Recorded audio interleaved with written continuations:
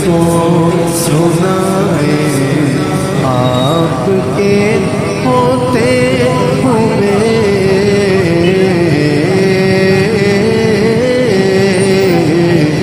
आपके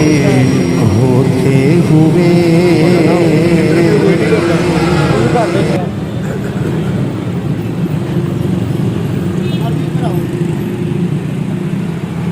दस के साथ दो पैकेट डालना चटनी